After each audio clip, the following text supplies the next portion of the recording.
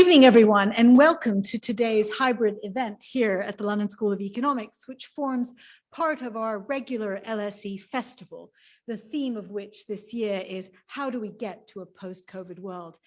It is so nice to see you all here in person, and hello also to our hybrid audience. We've had to run the festival online for the last 2 years, and it's a real joy to have you here. It's running this entire week, so please tune in for other events, both in person and online, all of the events are focused on how do we shape a better world. My name is Baroness Shafik, and I'm the director of the London School of Economics and Political Science, and I'm incredibly pleased today to welcome Dr. Mukulika Banerjee, Dr. Lea Ypi, and Dr.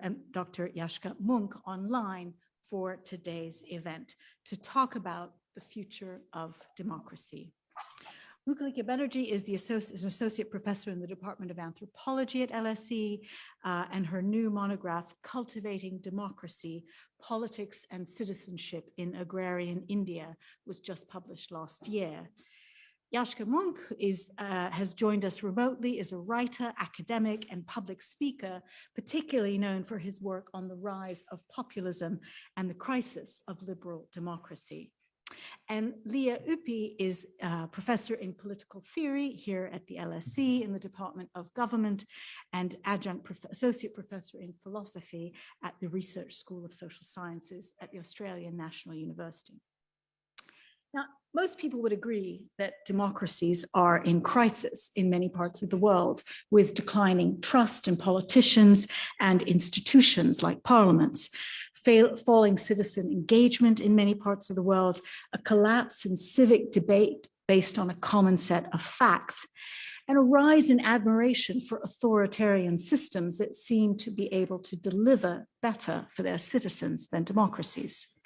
And so today we're going to talk about the future of democracy as a political system, and particularly explore the importance of values and institutions to underpin our democracies. We have a fantastic panel. They're each going to speak for about 10 or 15 minutes, and then we will open it up to questions from the audience in the room, as well as people online. Just some practicalities. For those of you who are using Twitter, the hashtag for today's event is hashtag LSE Festival. I'll ask those in the room to put their phones on silent. We also plan to record this and make this available as a podcast. There'll be a chance to ask questions at the end. There'll be microphones roving in the audience here, and then I'll turn to Maddie, who will give me questions from those online who can use the Q&A function. And we'll try and get to as many questions as we can. So we're going to start the evening with Lea, and then we will turn to Yascha, and then we will close with Mukulika. Over to you. Great. Thank you very much, everyone, for being here. So what I'm going to do in the next 15 minutes is to try and talk first about the ideal of democracy as we know it from history of political thought, from philosophers reflecting on why we need democracy, and then to try and connect democracy to freedom and reflect to the extent to which democracy and freedom are present in contemporary world. And my thesis is that they are not, and that in fact the reason for why we don't have either democracy or freedom is liberal capitalism.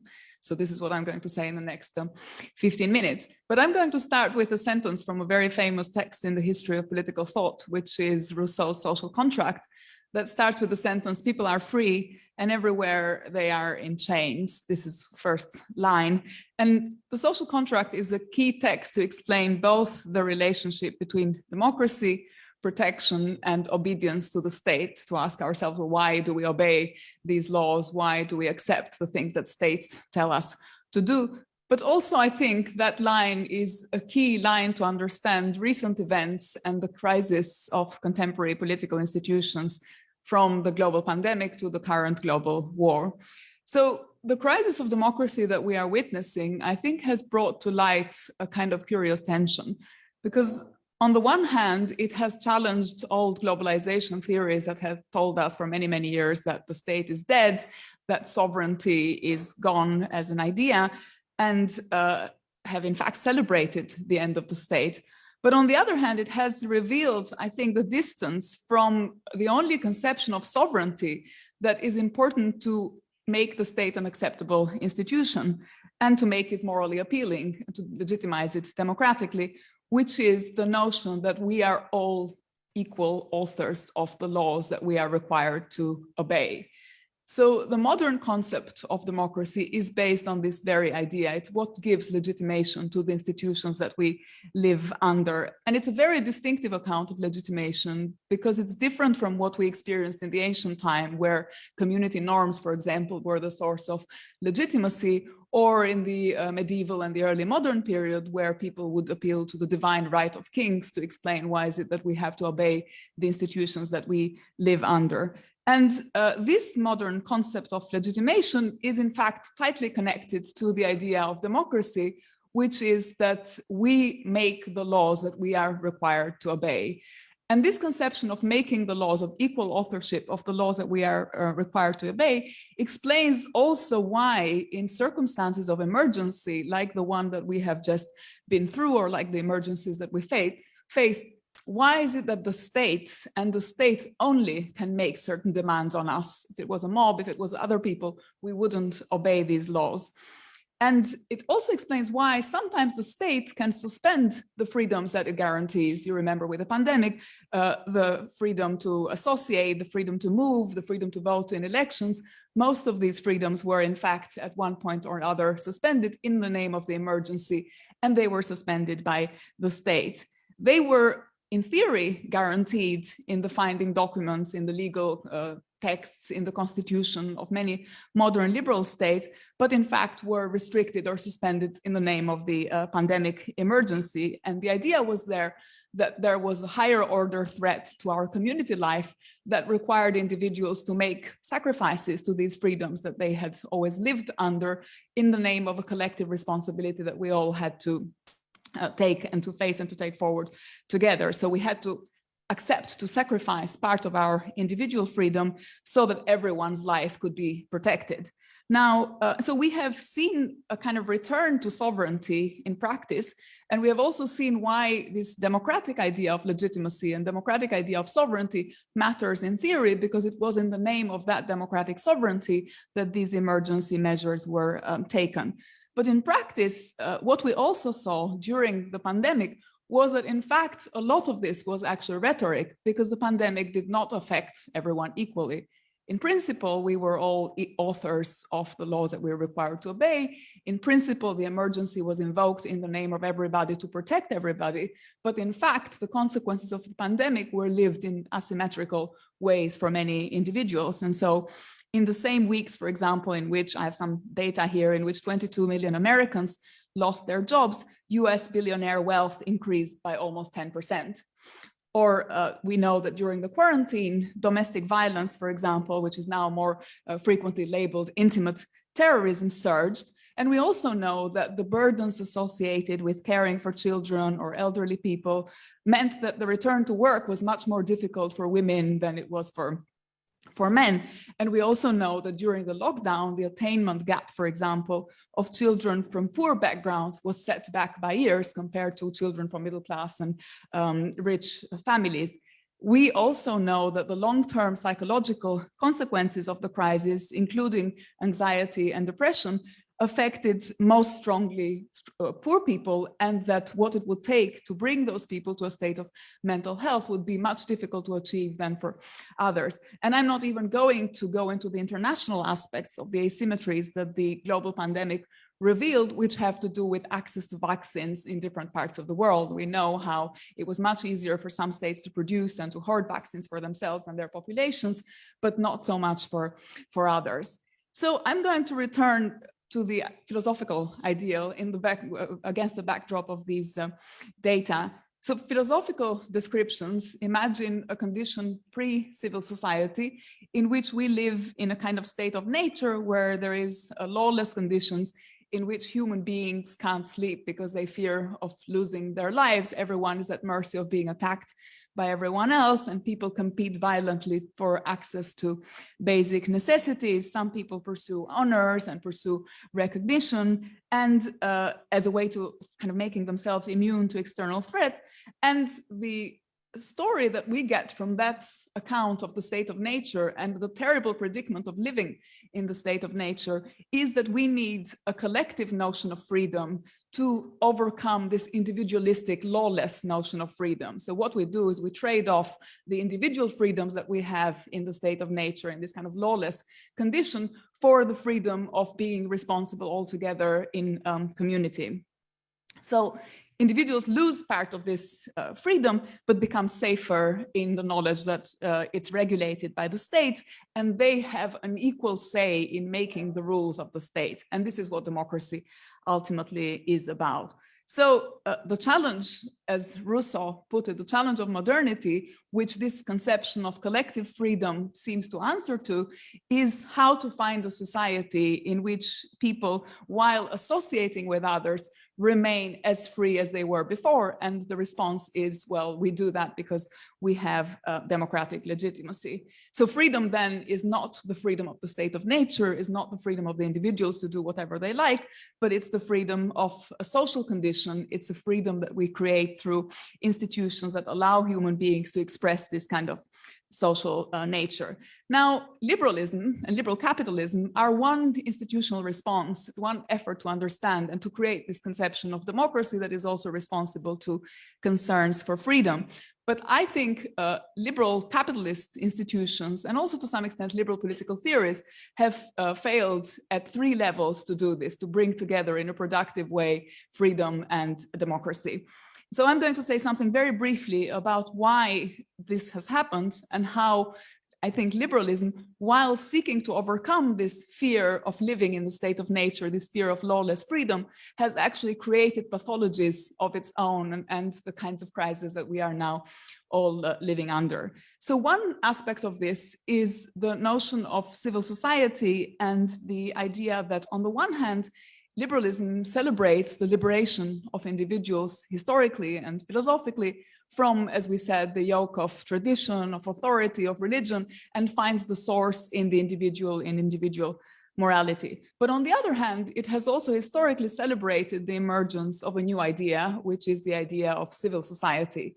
The civil society is very important because it's basically a conception of interactions between individuals that finds in trade and in the market a notion through which spontaneous interactions between everyone will generate benefits that can then be trickled down and be addressed by, and then respond to the problems that all of us individually face. However, and this was the very idea of commercial society, for example, that flourished in 18th century thought, and this idea of the, for those of you who study political theory, of the du commerce as something that responds to the threats.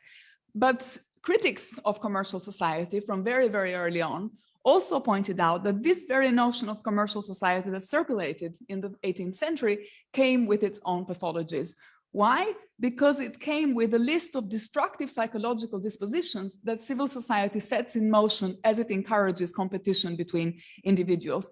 And people like Rousseau and Fichte and Kant and many, many authors, and Marx most prominently, highlighted some of these. They spoke about selfishness, they spoke about greed, they spoke about envy, they spoke about distrust, they spoke about competition for inessential and luxury goods that made people exaggerate appearances and make them want to impress others and not prioritize what was really important. And so all of this then brought to the rich being indifferent to the fate of the most vulnerable and to bringing out a kind of exploitative behavior that characterizes, I think, still the world in which we live, even though these theories that I was just citing detected these passions already as part of the pathologies of civil society.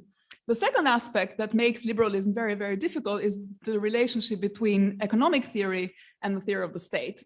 So a lot of early critics of liberalism observed that on the one hand, liberals celebrated civil society and commercial society, but on the other hand, they also needed the state to guarantee its functioning.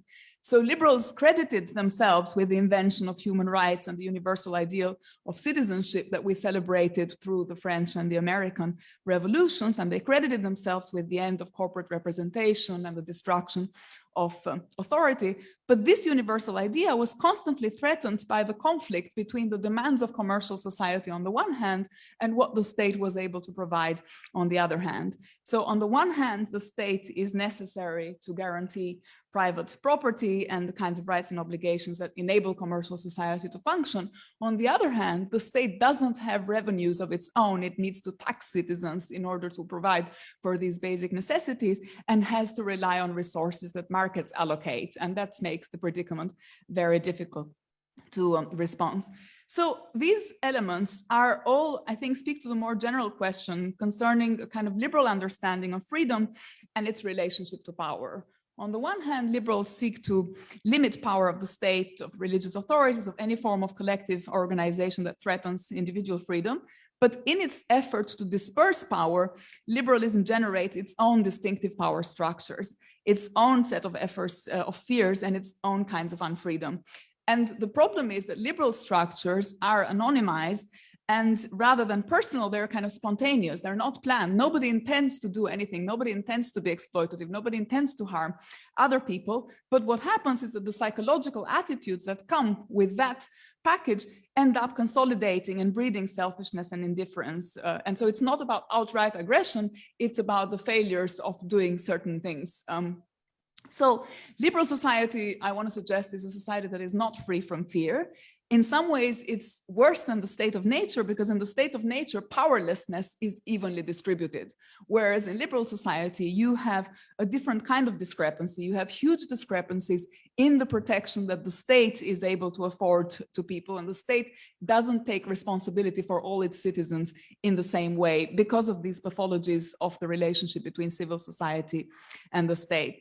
So the health emergency, I think the COVID pandemic was one very good way of looking at some of these pathologies of civil society that I've just mentioned, this idea of selfishness, of greed, of just thinking about yourself, of overcoming the emergency in this individual way.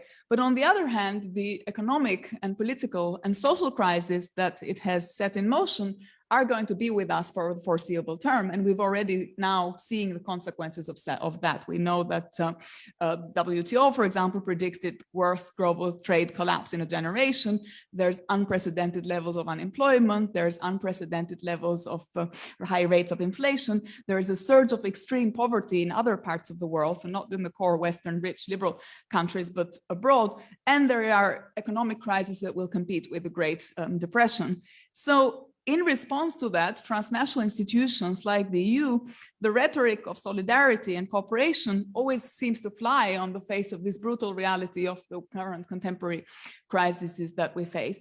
And so I think to remedy a crisis that seems to me a crisis of the system and a crisis of these proportions, we need to ask fundamental questions about the model around which states have built their social relations in the market, in the workplace, in the household, in educational institutions, in politics, and in the justice system. So this is a crisis with roots in historical injustices that get consolidated in the current systems and structures of power that continue to benefit from those historical injustices. But it's a crisis also of liberal legitimacy. And when that is the case, if it's a case that it's a crisis of the system and it's a crisis of legitimacy, there can't be democratic fixes that don't come with a change of vision. You can have elections, you can have parties that campaign on the old platforms, you can continue to have rotation in office, but so long as the political parties that we have, the forces that exist, don't really depart from the past, from the models of the past, they risk repeating the errors of what led to the current crisis. And we risk losing large chunks of the electorate as we are doing. We see that people's rates of participation in elections are increasingly lower. Why? Because they don't believe in democracy. And they don't believe in democracy, I think, for good reasons. So just to wrap up, the threat to our civil condition is not just the kind of crisis that we have faced, but the condition of permanent emergency that we are about to enter into. The management of the pandemic, as I said, has kind of set a precedent for this unprecedented concentration of power in the hands of a few scientific experts or data controlling agencies, or economic and political elites that continue to rely on the authority of the state to ask for everyone to obey the law, but in the end use that authority to provide services only to some and to give benefits only to some. And if we don't change the model in which we live, all of us, in a more radical egalitarian direction, the relationship to the state that these handlement of the emergencies enables is going to completely break down. So the state will lose its authority, and representative democracy will lose its function as the mechanism that makes that authority accountable to its citizens, because politics will continue to channel just the voice of the strongest, the people who have data or money or a combination of all of these things, and the state will end up being an agency that just has the monopoly of power but doesn't have legitimate authority. So I conclude by going back to Rousseau. He wrote that man is born free, men and women are born free, but everywhere are in chains. And the social contract wasn't just supposed to explain why the state fails, but also how it could be justified. And Rousseau gave us one solution, which was democracy. Democracy requires eliminating inequalities of wealth and power with roots in both historical and structural injustices. And it also requires and demands of us to turn the state from a vehicle of domination into one of emancipation. And I think in the 21st century, we may not be as far from the ideal of democracy as Rousseau was, but I don't think we're that close either. Nice. Thank you. Thank you, Lea.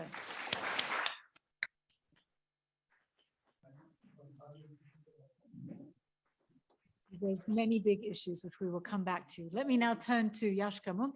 Yascha, you are large and on screens around this room. So it's very nice to see you. Thank you for joining us, and I will hand over to you. Well, thank you very much for having me. I'm very sorry not to be able to be in London in person. I thankfully cannot see myself, but it's reassuring to learn that I'm towering over all of you. I hope it's not too creepy.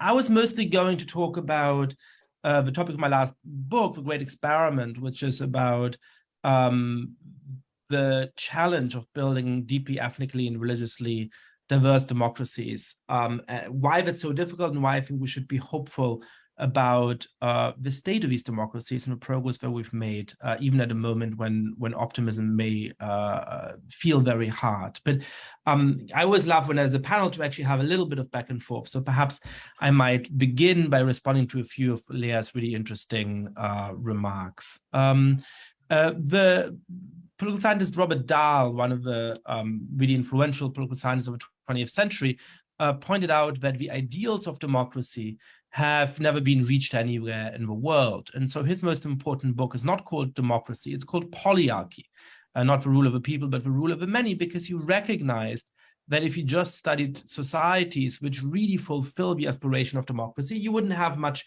to study empirically. And so he chose to focus his work on what he called polyarchies. I think the recognition that there is democratic ideals and liberal ideals to which we've never fully lived up to in the world is a very important one. It is one of the reasons that I, as a convinced philosophical liberal, don't think of this philosophy as mostly conservative philosophy. There are some important things in the world, in the current shape of the world, in the current shape of countries like the United Kingdom that I do want to preserve, but there are also very important ways in which I want to bring every country in the world, including those that are most democratic and most liberal, closer into alliance, closer into fusion with the vision of a world that liberals have set out for a very long time.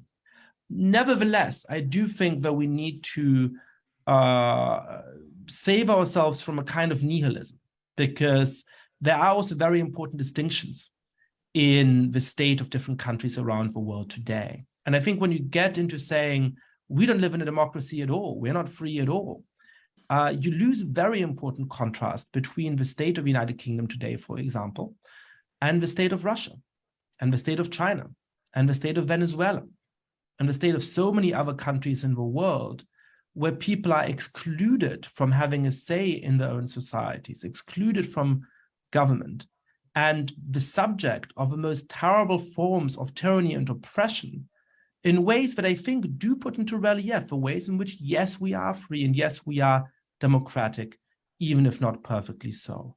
We can come together at this wonderful festival and say what we want about Boris Johnson without any fear of going to jail.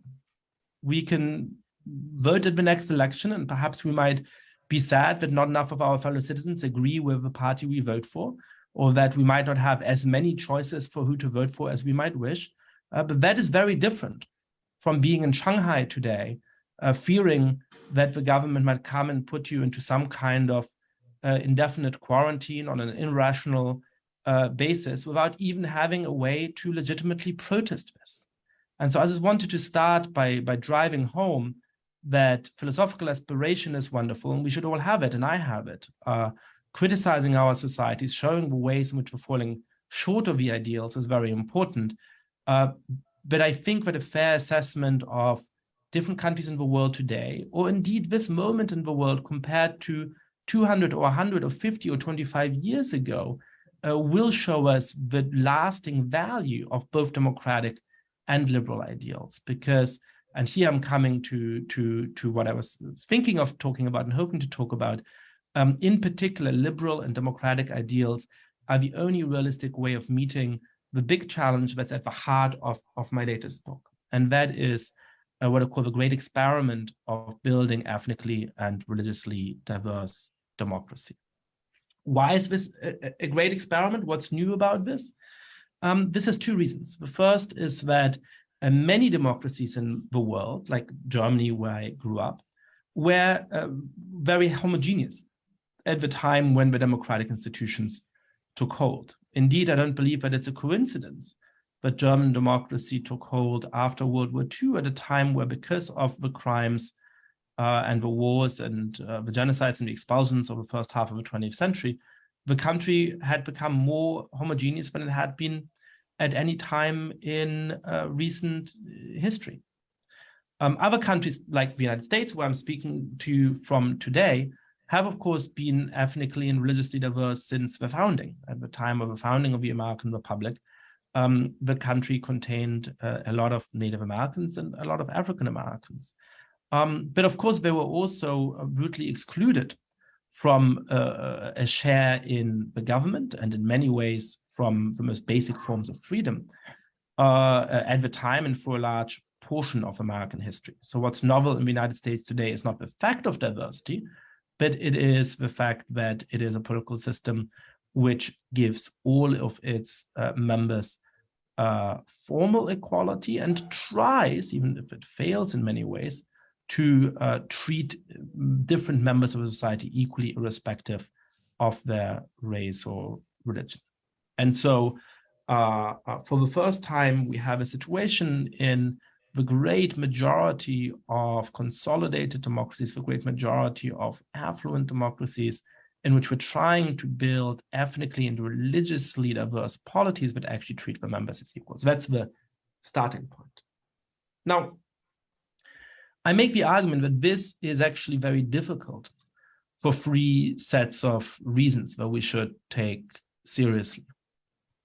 The first of these is that we as human beings have a very strong tendency towards building groups and favoring their members over anybody who does not belong to it.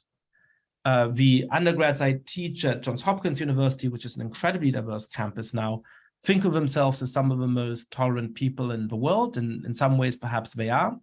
But if I ask them to debate whether or not a hot dog is a sandwich, those students of mine who think that a hot dog is a sandwich immediately start to discriminate against those who think that a hot dog is not a sandwich.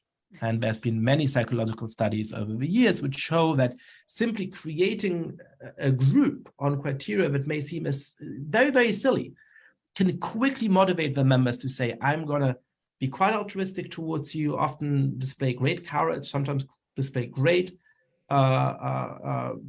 altruism. But if you're not a member of my group, then I might dehumanize you, I might treat you very, very badly indeed. And nobody is exempt from that. As the great comedian Tom Lehrer put it, it's very important to like your fellow human beings. And there are some people in the world who do not like their fellow human beings. And I hate people like that. So even Those of us who think of ourselves as especially tolerant should be on the guard against this.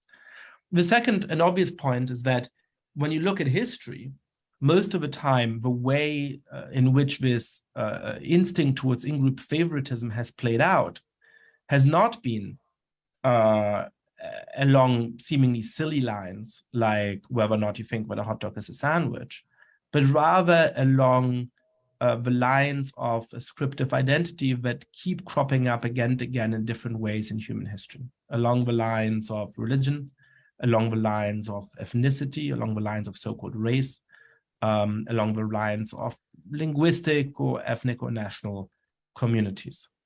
Not every crime in human history was committed along one of those lines, but when you look at the pages of the saddest history books, many of them are concerned with these basic forms of ascriptive identity. And so we see that they have a special power to motivate human beings and often to motivate them to do very, very bad things. And the third reason why it's hard to build diverse democracies has to do, ironically, with the institutions of democracy. When you look at some of the best examples of relatively tolerant, diverse societies, from Baghdad in the 9th century to Vienna in the 19th century, they often actually came in multinational empires. And the reason for that is that when you don't have any political power and you have to trust the monarch to have some form of toleration towards you, then it doesn't particularly matter if another group has more population growth than you do. Because if you used to be in the majority, now some other group is in the majority, it doesn't actually transform your political fate. You had no power yesterday, you had no power today. As long as you continue to trust the monarch, it is sort of okay. But it's obviously a deeply imperfect solution. In a democracy, you're always looking for electoral majorities. And so it's much more tempting to say, well, we used to be in the majority. Suddenly you over there are having more kids, or there's more people coming to the society who look like you rather than me, or who have the same faith as you rather than as me. I might lose my power and then everything might change. And so all of the forms of demographic panic that you see so powerfully on parts of the right and the far right in the United States, United Kingdom, and other countries around the world are exacerbated in some ways by one of the basic democratic mechanisms. So now you could say, look at the difficulty of this, look at the state of our societies. It is tempting to become deeply pessimistic. And this, I think, is what a lot of the public discourse has actually done over the course of the last years and the last decades. They start off by saying it should be easy to build diverse democracies. And when they look at the discrimination, the injustice, and the tension and the polarization in our society, and they say, well, how can we have any hope? If we're failing at this basic task, how can we think that things are going to get better? I argue in my latest book for a more optimistic vision, because I think when you start to realize how difficult it actually is to build diverse democracies, when you take seriously how often, how frequently, how violently the project of doing that has gone wrong in the past, then you can look back at current reality and see a glass half full rather than a glass half empty. You can see, for example, in the United States, that in 1960, only about 5% of Americans believed that it was morally legitimate for a white and a Black American to marry each other. Today, this has flipped exactly. So only about 5% of Americans now believe that it is morally illegitimate for a white and a Black American to marry each other. And we know that this is a transformation that's happening in the heart of actual society, because the share of interracial babies in the United States has gone up from about 1 in 33 to about 1 in 6. That is a fundamental transformation. We see it in much of Europe in the debate about immigration. I think there's a weird confluence of pessimisms on the right and the left when it comes to questions of immigration, where some people on the far right in particular insinuate that immigrants who are coming to countries like the United Kingdom or Germany or the United States today aren't succeeding in integrating or in rising the socioeconomic ranks because there's supposedly something inferior about them. The left rightly, and the mainstream, many of my friends and colleagues rightly reject that attribution of blame, but actually echo the basic factual findings, saying that because of the extent of racism and discrimination immigrants who are coming into these societies today from Asia and Africa and other places cannot succeed. But the empirical evidence is actually much more optimistic than either of these stories suggests. We see throughout Europe that the children, the grandchildren of immigrants actually have a higher likelihood of gaining a lovely degree from the LSE, for example, or from another leading university in the United Kingdom, or of earning much higher wages than the children or grandchildren of similarly situated non-immigrants. And we see in the United States that immigrants today from Mexico and El Salvador and Vietnam and Kenya and Nigeria are in the middle of a slow process of social mobility, which does take years and does sometimes take generations, but which is taking place at about the same speed as the integration and the socioeconomic progress of Italian and Irish immigrants a century ago. And so both of these forms of pessimism, I think, are actually misplaced. So what we need is an ambitious vision of what the future of diverse democracies might look like. One that isn't just defending the current reality, but which actually can offer to citizens a realistic vision of how we can build a society together that is actually worth living in. Because if we tell people that everything is going so terribly wrong, that there's no hope, then I fear that they are going to turn to the right wing and the far right populists who simply say, this isn't working, we have to abandon the ship before it goes so too far. So I'm being asked to wrap up here on Zoom, but let me just say very briefly that I think the core of the vision of that society has to be one that is based on the basic liberal principles of freedom of speech, freedom of worship, freedom of association.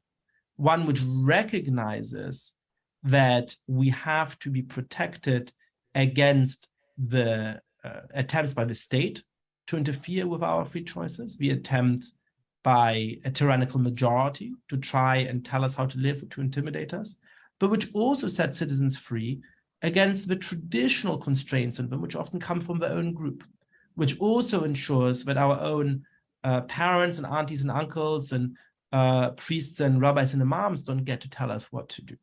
And so we need double freedom, a freedom which protects us from the tyranny of the state and the majority, but which also ensures that we have the means to lead a self-determined life if we choose to leave our own communities behind and set out to make a life of our own. I'll pause it there. Thank you very much, Yascha, for that.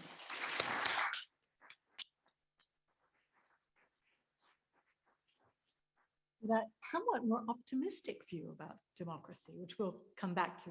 Let me now turn to Mukulika, who I think will echo many of Lea's themes about the difficulties of balancing economic liberalism and democracy and the challenges of multi-ethnic democracies in the context of India, where these challenges are particularly acute. Mukulika, over to you. Thank you, Manoush, and thank you to the terrific LSE events team for putting together this research festival, which is such a celebration of what we do the rest of the year. We call this panel The Future of Democracy, and India is a good crystal ball, I think, to look into, to understand what lies in store. And I think by thinking about India in this context and coming after Lea and Yascha, it's also an attempt to slightly decolonize the idea of how we think and theorize democracy from the global south, and in this case, the largest democracy in the world, which is seen to be a receiver of philosophical ideas rather than a producer of it. And as an anthropologist, I argue, in fact, that quite humble paddy farmers in an Indian village are very good theoretical innovators of democratic ideas. And that's what the book is about, but I won't talk about that too much, except to just allude to some of the key arguments. The first thing to say is that India is a good case for several reasons. The first one is right at the start of India's birth, there was a contest which drew attention to a key aspect of democracy. And the contest was, what shall we call this new nation? And this was between 1947 and 1950.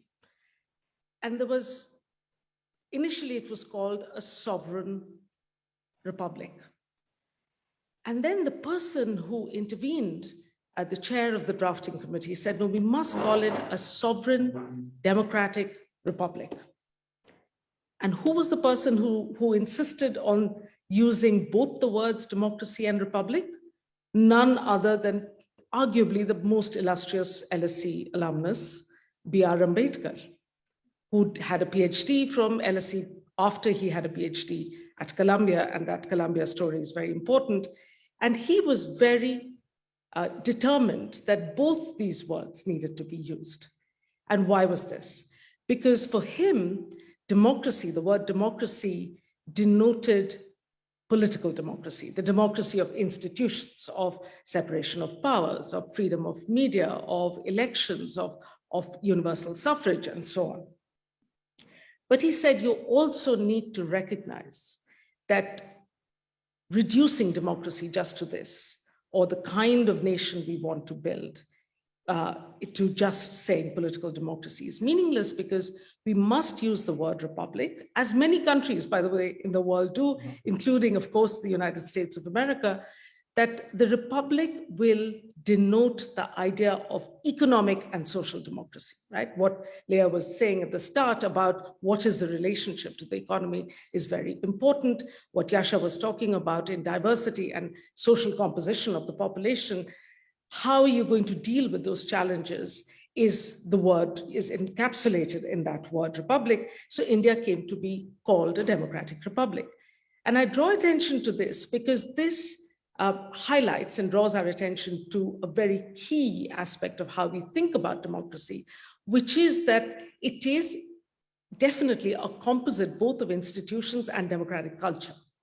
So political democracy is about institutions, which are absolutely key, but we also need to live as Democrats in society. And so it's much more about horizontal relationships between citizens. It's not about verticality, who you're electing, representation, but how you live together. Now, for Ambedkar, these ideas were coming as much from Jyotirao Phule, a Dalit intellectual of Indian liberalism in the 19th century, who, of course, there was this great tradition of radical liberalism in India that political philosophers have written about in the Indian context, but also Ambedkar's favorite teacher, John Dewey, in Columbia. And for Dewey, very much in that Tocqueville vein, the idea of democracy was about associated living, about how do you live with other people, and that is important.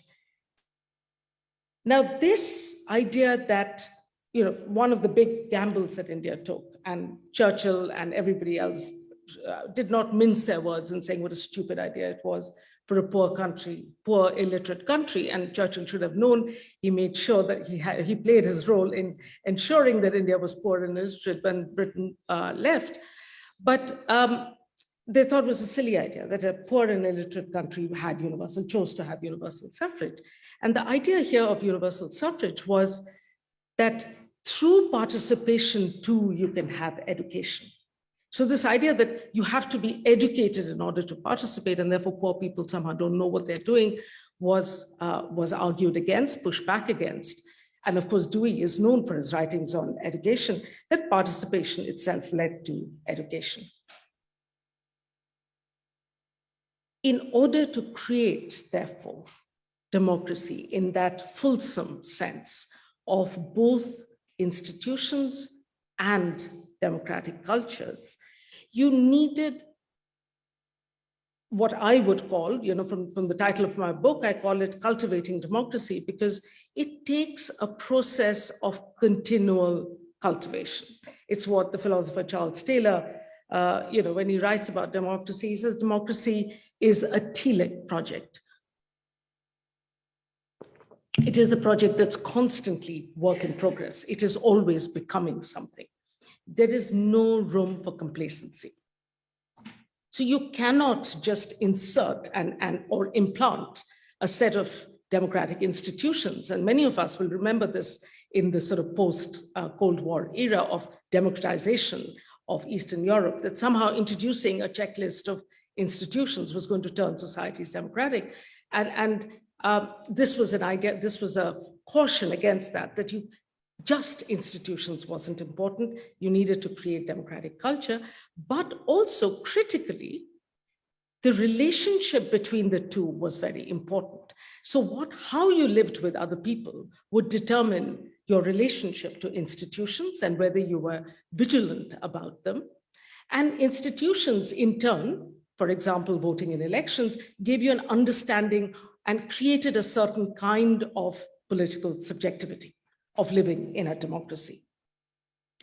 So as an anthropologist studying democracy, what I do, therefore, is not to study elections, but look at what happens in society in between elections. And I would argue, really, that ideas that are quite germane to democracy, what Taylor would call social imaginaries of democracy, are created often in between elections. They are created in non-political institutions of the economy, say a harvest, or the festival of Qurbani amongst Muslims. I mean, my fieldwork was in a Muslim village largely and low-caste Hindus. These created ideas of redistribution, of the common good, of inviolate commitment, of accommodation, without which you cannot create democratic cultures. And that's really quite important. So if you were to look at so this is the sort of overall argument of the book that of Cultivating Democracy.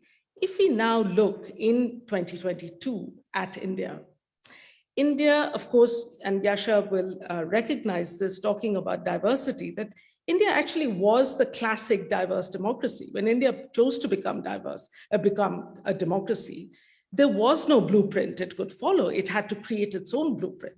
So Indian democracy right from the get-go was entirely unique. It had to make up rules.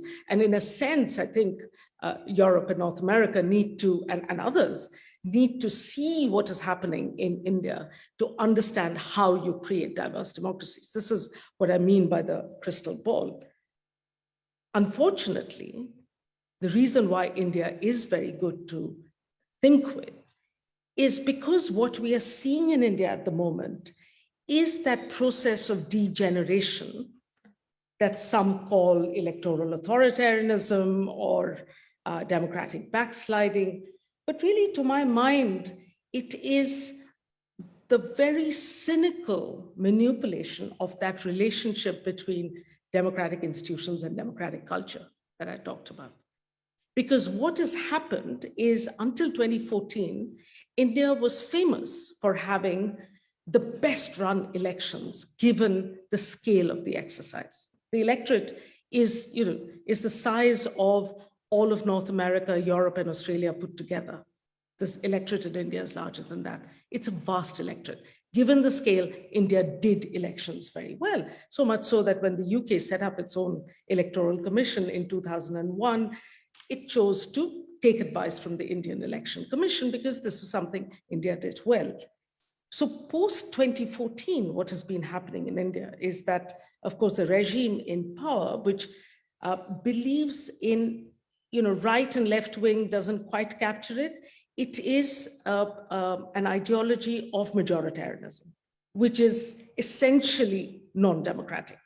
The whole point of democracy is that you don't have a majoritarian agenda. It's a bulwark against majoritarianism.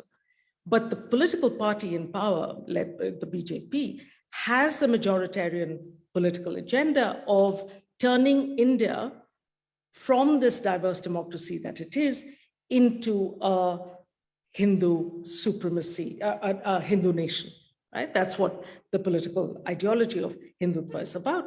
And India has the third largest population of Muslims anywhere in the world. Most people don't realize this, but it is it's only 14% of the electorate, but in sheer numbers, this is the third largest Muslim population in any nation.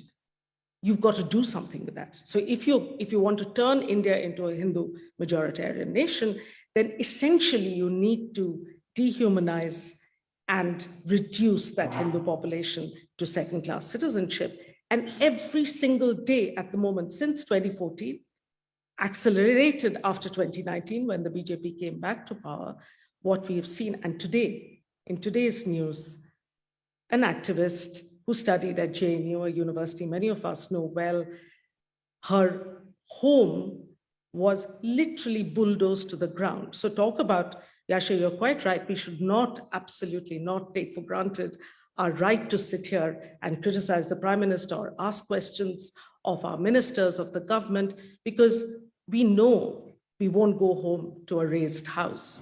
But that's what is happening with the Muslim population in India. So what we are watching in India really is, what Ziblatt and Levitsky call in their book, How Democracies Die. They say, democracies die not because of military coups anymore. They die from the inside. They're eaten up through its own institutions. And this is what we are seeing in India, where elections continue as if they are those famous elections that everybody celebrated. But elections themselves have been hollowed out of meaning. Electoral expenditure has been made opaque. The secret ballot has been compromised. And the Election Commission of India, that much admired public institution, its neutrality has been compromised. So elections in India, so we all, we get excited about elections. We look at vote shares and seat shares and who's winning, it's as if we are doing, we think we are watching a cricket match, but they're playing hockey. And we don't recognize that because it's a game, it's a sport. And that is what the degeneration or the death of democracy looks like. And therefore, and I can't possibly end on such a macabre, dark view of democracy eating itself. So I think it is, what do we see when this happens in democratic culture? That's the story of the institutional rot. But in democratic culture, what we see, the first casualty is civility. Civility disappears. And civility is not about good manners. It's about how you treat people you don't know. How do you, I think the London Underground is a great example of civility.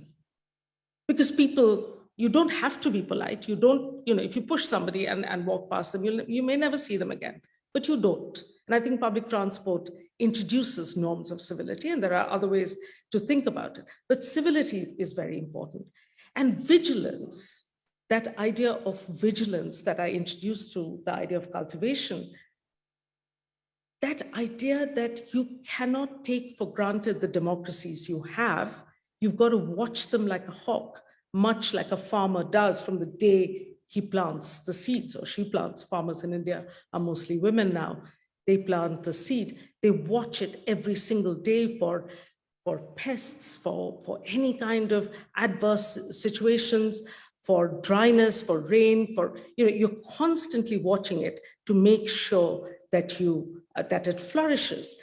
And I think, therefore, the opposite of that kind of cultivation is complacency. Complacency is when you stop being vigilant. And what we're seeing in India, certainly, is not vigilance, but we see vigilantism. We see people taking law into their own hands. And because it's now open season to reduce the Muslim minority population to second-class citizenship, that is what is happening. And so the pushback has to be at the level of society. Yes, it has to be about institutions, but it has to be about democratic values. Thank you. Okay, thank you.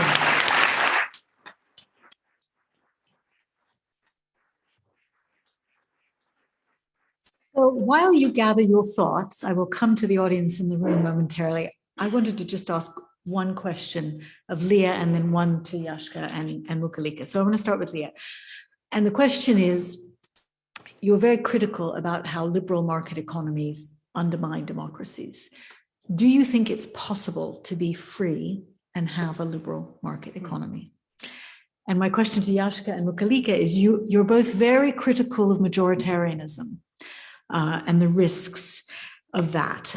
And I wanted to ask you, what would you do to reduce that risk? For example, many people argue that, for example, proportional representation political systems are more democratic than winner-takes-all systems because you have less majoritarianism in proportional representation.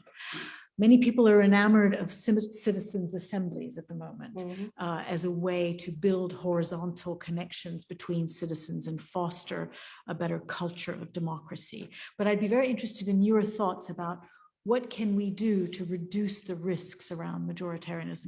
My view, one of my views is that one of the biggest things we do at the London School of Economics is we get people from very different backgrounds to mix with each other. And that changes the way they see the world forever. And yet we live in societies in which people don't encounter people who are very different from them very often anymore. And we all know why, and social media bubbles and so on. So what would you do to try and reduce the risks around majoritarianism? Lea, you go first. Great, thanks. So is it possible to be free and have liberal market economies? I would say yes, but only for some. And so within those liberal market economies, for those that control economic power, so within advanced capitalist states, for those who control economic power, and within the globalized system, for those who can make the rules of the international economic order, because there's an asymmetry there as well between how much poor states can shape. For example, again, we've seen it with the COVID-19 pandemic when it comes to patents and property rights. And so it seems to me that and the term liberal there is perhaps a bit misleading. So what I'm really critical of is capitalism, because I think capitalism is a kind of economic system that encourages asymmetries of economic power that are incompatible with equal freedom. So I think you can have market economies if you have democratically controlled economies, and then you could also have market principles within these democratically controlled economies, because then you have a shelter and a kind of cushion. The state doesn't let, there's more guarantees, there's more economic safeties, which means that then people are not completely disempowered. And so it seems to me that these two things, both at the domestic level and at the international level, are the problem that we have now. And the international level, it's even worse, because you don't have mechanisms of political legitimation that enable you to change the rules of the game. So the rules of the game are really the rules of the rich states who control the markets, who control property rights, who control how you access medicines and so on. Yeah. Thank you. Let me turn to Yascha and then Mukulika on majoritarianism.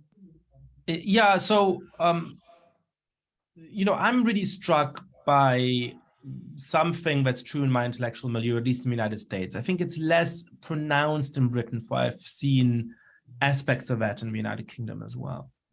And that is that it has become nearly de rigueur to look down on the majority of the population. To speak about the majority of our fellow citizens as though they were bad human beings, as though they were bigots of various sorts, as though they were incapable of responding to basic moral considerations, incapable to responding to the suffering of our fellow citizens with compassion.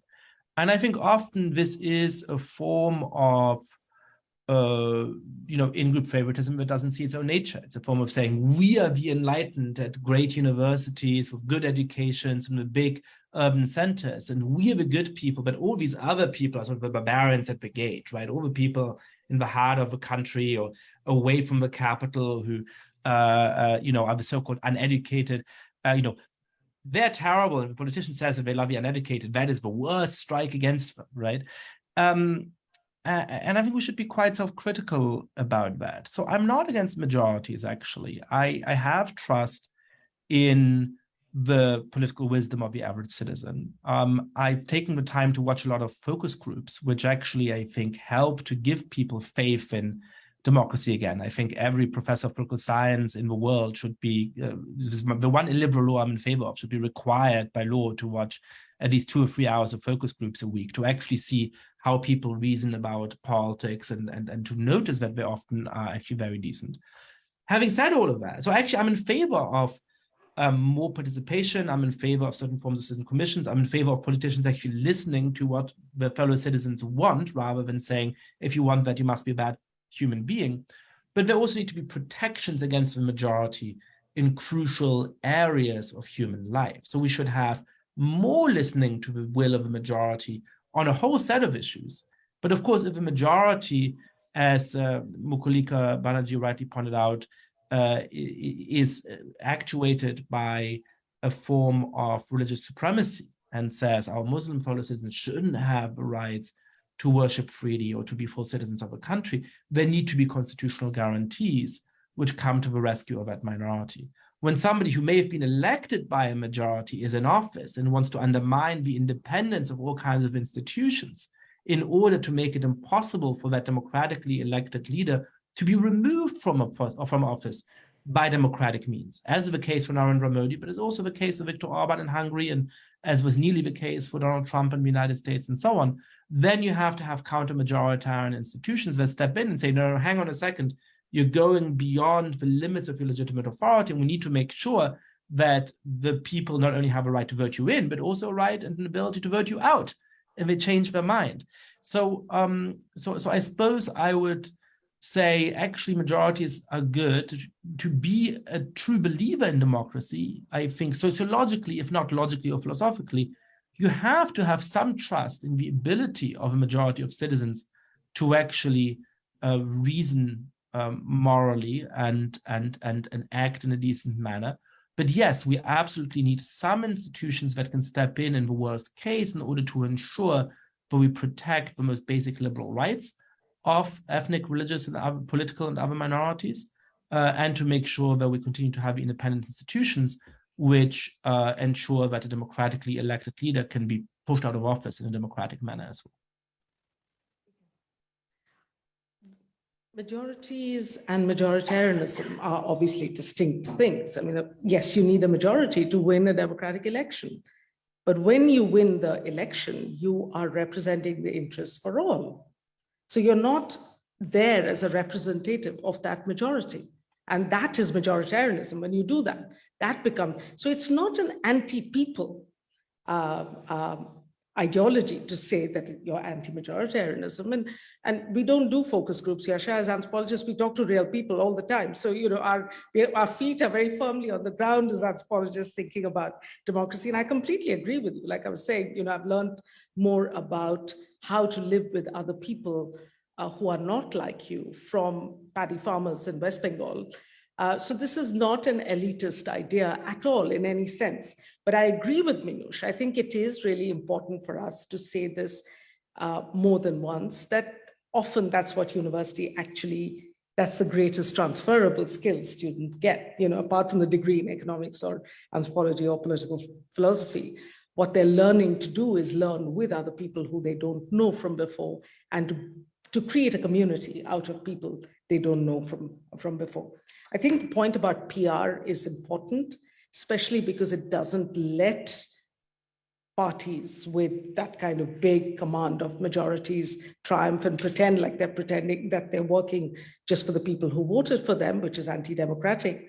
But the fundamental point that I was making, which is really important to underscore and realize, is what do you do with elections that have been corrupted from the inside? And that is what has happened in a place like India, which until 2014 had all sorts of flaws, but it had a good election system. But now when you corrupt the electoral system such that, yes, you get 31% of the vote share or whatever, you know, you win the election, it's meaningless because it doesn't have the gravitas it should. But again, on a hopeful note, Minouche, you asked us to think what we would do. And I think, you know, this thing in the US that local news, the decline of local news and local newspaper has been really bad for democracy is a very interesting one. And I would say actually, the more local your political involvement is, the more democratic a country can be. So you don't have this distinction between, I mean, look at America at the moment.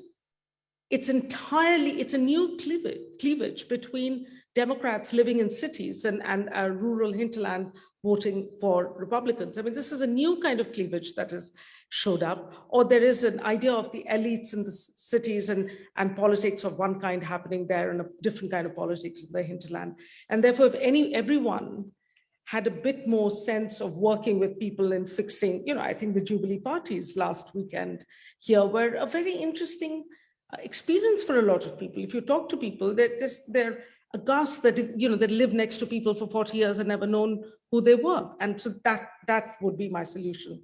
Have more street parties. Very good. Very good. All right. Who could disagree with that? Let's take some questions from the audience. If you could raise your hand, and for those who are online, if you could submit your questions, and I will come to you. I'll take the woman in the back and the gentleman here in the red, and then I'll take Professor Kelly. And if we could get mics to all of them, that would be great. And please introduce yourself before you ask your question. We'll start with the woman right there. If you could raise your hand so the mic can find you. Okay, yes. Hi, everyone. I'm Sophie. I just graduated from LSE last year, so it's great to be back. My question was kind of building on what you were saying at the end. It's kind of a UK-centric question, but we're seeing there's been a lot of undemocratic bills that are going through the UK Parliament. So it's obviously by a democratic means. So there's been a lot of steps to disenfranchise a lot of voters through ID cards or bills passed to kind of infringe people from the ability to protest in the UK. And I just want to ask, what does that mean for the future of democracy when countries like the UK and US, think of themselves as this beacon of democracy? What does that leave, and where does that leave aspirational democracies when, as to borrow your phrase before, there's kind of a hollowing out a lot of the Western democracies? Okay, thank you. Thank you, Sophie. Over here. Yeah. My name is Ganesh and I'm from India. I believe a strong and independent judiciary is absolutely vital for the protection of the future of democracy. It is such a competent and effective judiciary which protects a minority from the tyranny of the majority. And it prevents many of the ills which majoritarianism, which has been alluded to, can lead to. Now, there is an internationally recognized corruption index, which I think is framed by Amnesty International, which grades and ranks countries in terms of how corrupt they are as compared to other countries. And this corruption index has proved very effective, and it has compelled many an errant regime to set its house in order and clear up its act. I was wondering, could we not have a similar independence of judiciary index framed by recognized worldwide bar associations? Okay. Which I think would also have a very, very salutary effect in ensuring that we have strong, effective, and competent judiciaries. And that, I think, is the best protection for minorities. And it is also something which would ensure that no one need ever come back to a house which is razed to the ground, or even an election which is fatally flawed. Thank you. Thank you, Ganesh. Paul, just here in the front. Two questions. A separate one for Lea, but a question for Muku and Yascha that comes from Lea's start with Rousseau. For the two of you, Muku and Yascha, how big can a democracy be before it implodes? I mean, Rousseau would have thought India just way too big to be a democracy. Okay, so the question is, what is the size beyond which you don't get this sort of proximity and sense of common life? Obviously an issue in China. And then for Lea, if the problem is capitalism, who's going to change that and how? Okay. All right. Why don't I start with Yascha? You can take whichever question you like, and then I'll come to Mukulika and then Lea. Wonderful. Yeah, let me say two things. The first is I like this idea of an index of the independence of judiciaries. Go ahead and do it. It sounds like you have a great idea. I don't believe this exists. Well, perhaps it does. If it doesn't, go ahead and talk to organizations and so on, and make it happen, because it sounds like an obviously appealing idea. I will say about strong judicial review that it is similar. My view on this is structurally similar to the one about majorities, which is to say that we need very strong courts that are able to step in when fundamental rights are threatened and when the executive really oversteps the boundaries of its legitimate authority.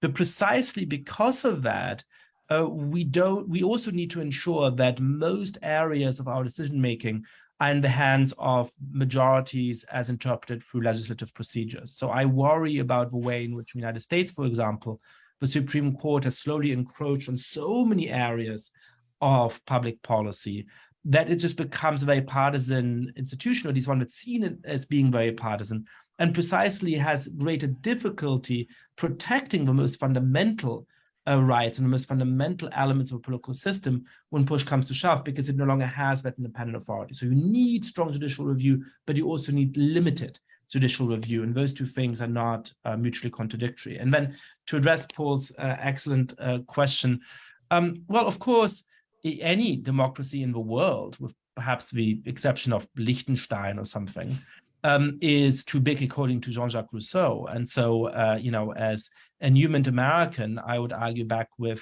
Federalist Papers number 10, which is that what Rousseau thought the answer was, namely to make a society small and homogeneous enough that you can have the people act in spontaneous concert, is simply an unrealistic aspiration in the modern world. And it's an aspiration which would come at the expense of any genuine form of freedom. And so what we should do instead is to have large democracies which have a sufficient number of different factions that not any one of those factions can hope to dominate the others. Because then they will have to live by shared rules that everybody perhaps dislikes now and again, but can somehow live with. The problem, of course, is when even very large democracies devolve into 2 or 3 factions, and one of those factions thinks that it can rule over the others. So in the United States, that problem is one of political partisanship. What the framers of a constitution did not reckon with was the rise of the Democratic and the Republican parties, and the hope that the Republican Party in its current state particularly has of simply dominating over that other party, so that effectively we only have 2 factions. And of course, as Mukulika was rightly saying, the danger in India is a religious majority faction, is a politicized form of Hinduism saying we are the majority and we can act against the other salient faction of Muslims in order to enforce our rights. So I think it's not a question of size, it's a question of how do you stop the multiplicity of democratic society collapsing into 2 or 3 factions. That's when it becomes dangerous. Okay. Thank you. Just briefly to address Sophie's question, I think it is the short answer, it's deeply worrying when the kind of laws that have been passed, what has been done to elections and voter IDs in Britain is frankly shocking. And part of the lack of vigilance is that we've had actually so little public discussion about it. And that's precise. It's a very good example of why you need way more vigilance than we have. On the Judiciary Index, well, actually, it kind of is present. It's not there as a separate index, but it's part of the Varieties of Democracy Index. There are lots of barometers that measure countries' democratic credentials, and the independence of the judiciary is one of them. India has been sliding on that very badly, such that India is now it's a partial democracy. So it's not as if it's not being counted. Our challenge is not, we know that there is a corruption. Our challenge is a new kind of politics where the Indian government now turns around and says, who is Sweden or the United States or Britain to tell us what is democracy and what we can do about it? Who are they to rank us? That is the kind of atavistic chauvinism that you have in that kind of Hindutva ideology. So my riposte to that would be, fine, don't measure them by other people.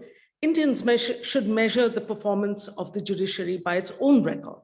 When it is independent and when it's not, it should measure the Prime Minister's office's transparency by when Prime Ministers used to take press conferences versus for the last 8 years when they haven't, and so on. So that's the thing. Now, Paul's question, it's such an interesting question, actually, of scale, and is democracy limited by scale? And India, again, is the perfect petri dish to examine this question.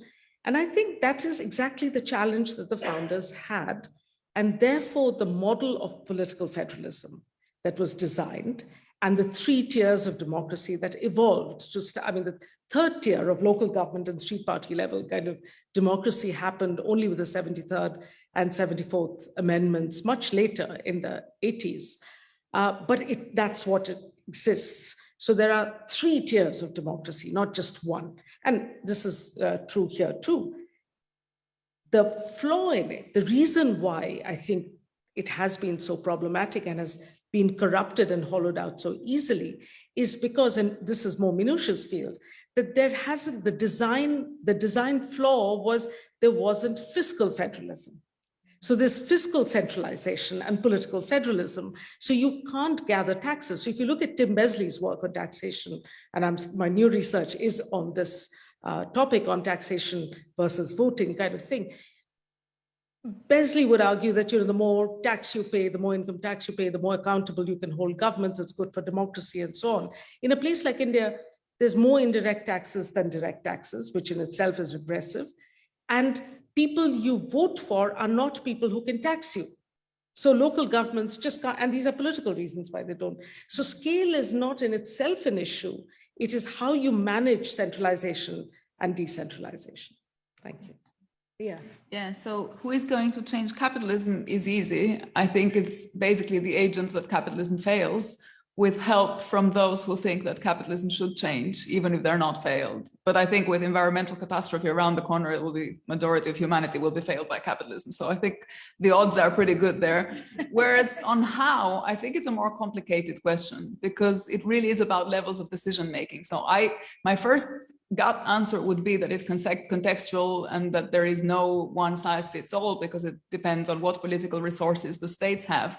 And I used to think this, but I think that's actually now no longer enough. I think there also needs to be international coordinated action between states. So it's not enough to just say change needs to happen domestically and in awareness of local norms and that these things are culturally and politically specific, because I think there really needs to be a push globally to change things as well. Right, thank you. I'd like to take a couple of questions from online. So Maddie, if you could give me a couple.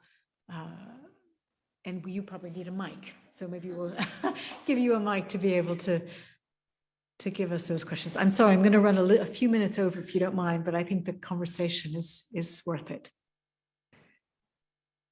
Yeah. Oh no, it's not on. Sorry.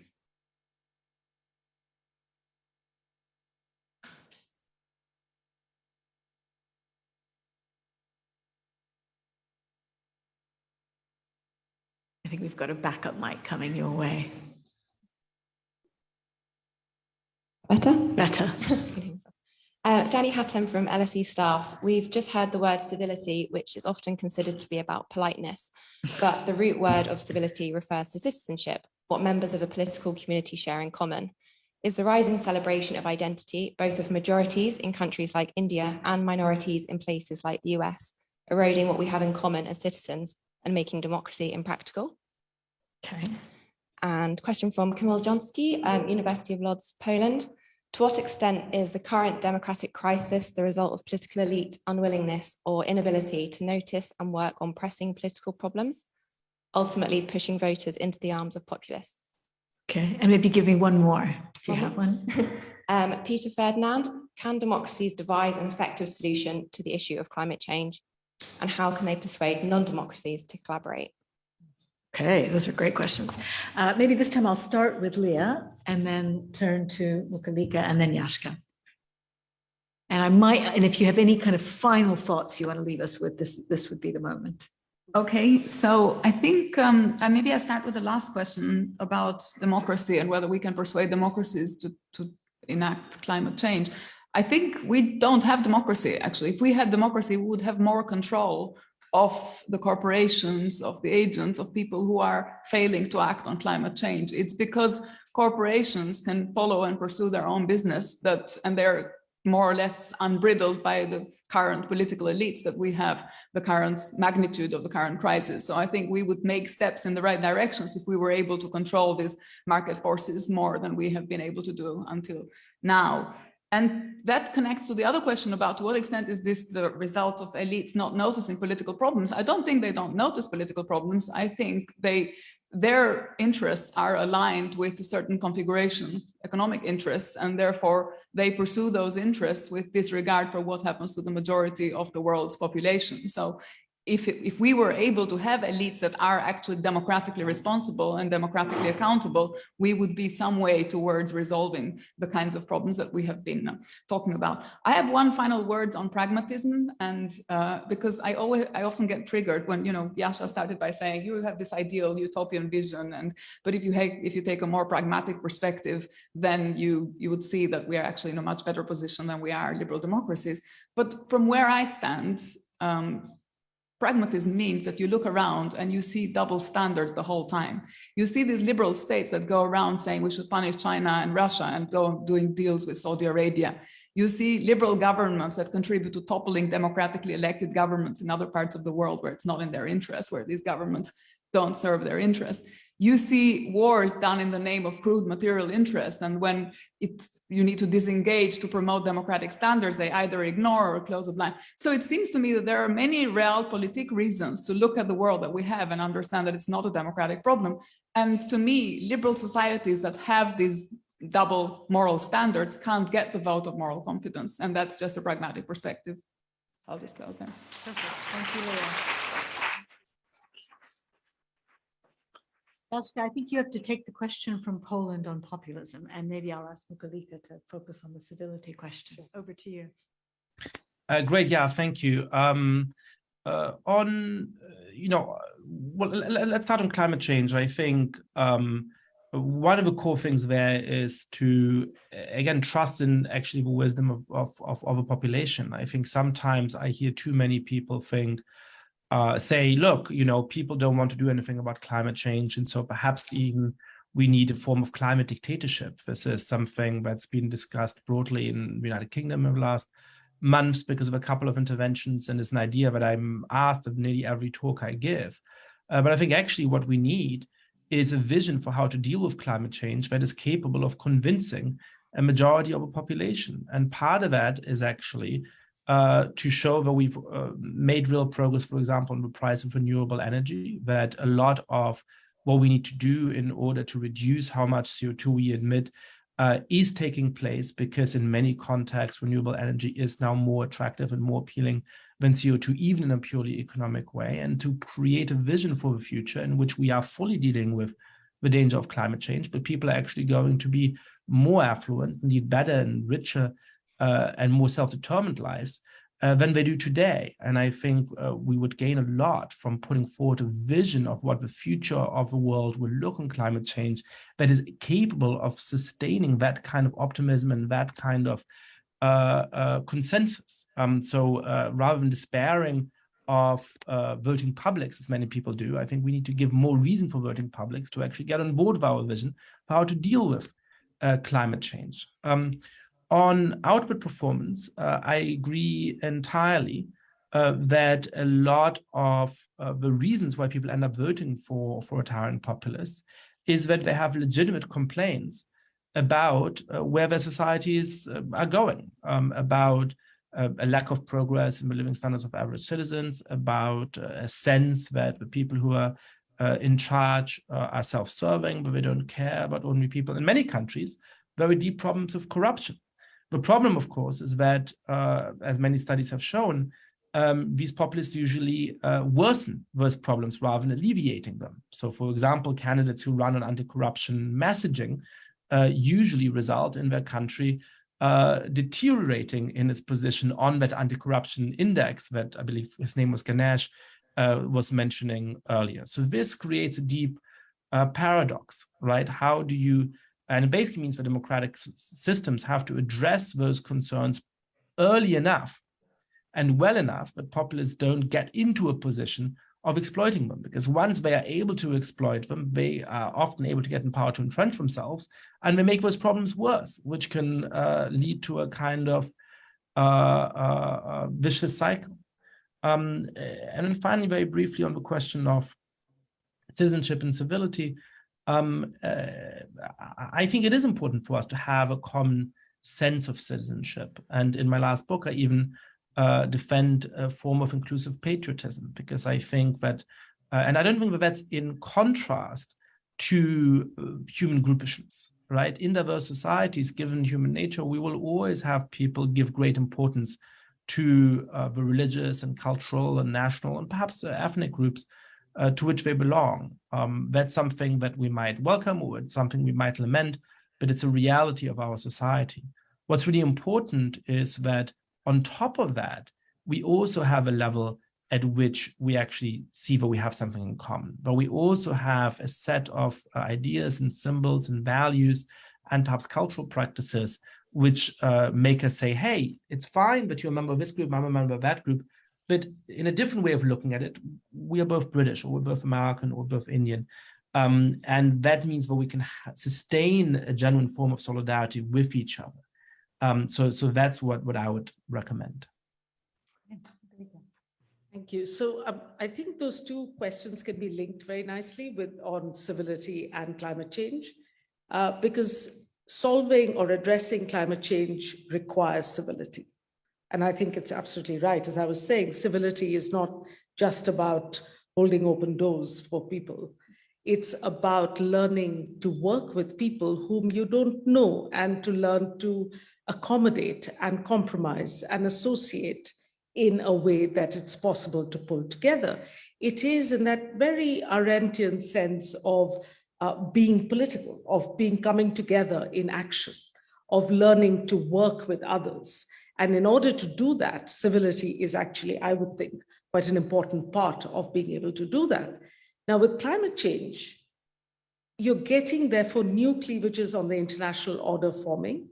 But one thing that we know is that climate change is that kind of larger public common good that is not about self-interest only. It is about literally the future of the planet. So you have to learn to suppress individual desires to pull along with others, to work together, to create and to feel solidarity. And citizens' assemblies, which you mentioned before, are very interesting innovations, because it's first learning to be civil and working with other people. It's like taking public transport, but it's also having to educate yourself and learning up the science, learning to ask and answer the questions that people ask you when you try to persuade them to recycle or fly less or whatever. And I think one of the very interesting things that have been appearing in writings is that part of the education is learning that the cleavages are in fact not about democracies versus non-democracies. They are about post-colonial societies versus Euro-America. It's about looking at who has catching up to do in meeting their targets. Why does coal continue to be used in certain parts of the world? And therefore, it is not about China versus the rest, for instance. It is about asking tough questions of wealthy societies, much in the way that the pandemic, I think, raised those questions. And they have to be done with civility. Thank you. So,